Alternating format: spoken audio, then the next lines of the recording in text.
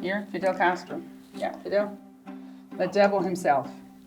Well, I was the only Spanish television newscaster who was able to interview him in 65 years. He did not give any interview to anyone who spoke Spanish, and he did to me.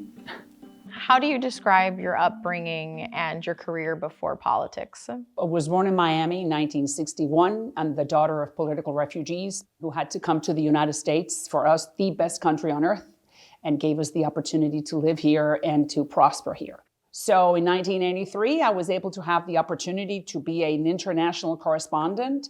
Spanish television was flourishing in the United States because you had so many Hispanics coming in, and it was a very captive market that very few people knew. I turned the viewers into voters, and I knew my community very well. And here I am, a member of Congress, one of 435, representing the Cuban exile community in Miami. And where's the regime today? How would you describe it? It's after 65 years because of the inaction and the lack of leadership from the United States.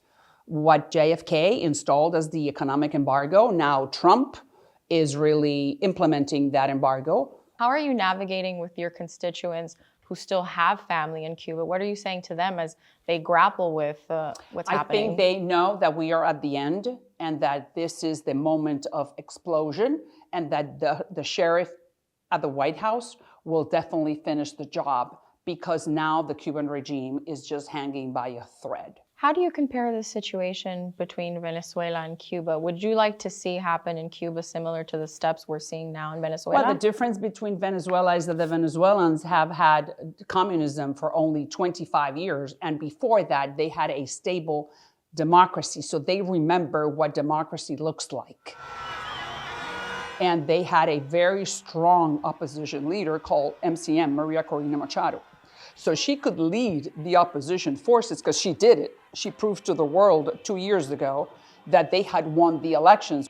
Unfortunately, in Cuba, because the regime is so evil, every opposition leader throughout 60 years, they have either put them in jail or they have killed them. We know so many of them. I covered many of them while I was on television.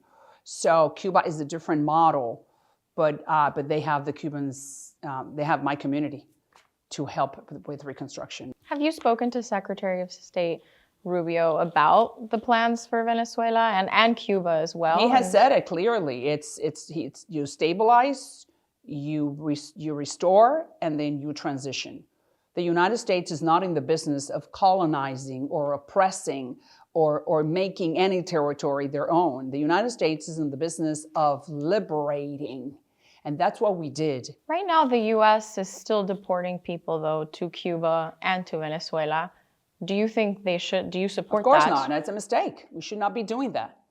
We should not. How do you feel that President Trump is handling immigration? I think that Trump could be for immigration what Lincoln was for slavery. Immigration has not been able to be fixed for the last 40 years. This country needs to start a national conversation as to what are we going to do with those people who during 40 years, right, have been able to come in illegally? Yes, illegally. They broke the law, but stayed in the United States. These are human beings, right? Stayed in the United States, had American children, have been working in 3 key industries called agricultural, construction, and hospitality, which are 20% of our GDP.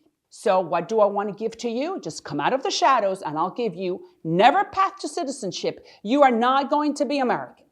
I am not going to give you any federal programs. I am not going to allow you to use our healthcare system. You have to pay for your crimes. You have to pay a fine. You have to give me 1% of your salary. And then I'm going to give you the dignity status. It's not amnesty, it's dignity. It's not amnesty, it's dignity. And that's what President Trump could definitely be the one signing that law. Do you think the president understands this, though, as he continues to do I this think mass he's understanding deportation? more and more. I think the president understands more and more. We're making some inroads in the White House. I think there was a misunderstanding among some of his advisors. Do you worry, though, that he is getting bad advice in his administration? I think that Trump is the only elected official in the White House, him and Vance.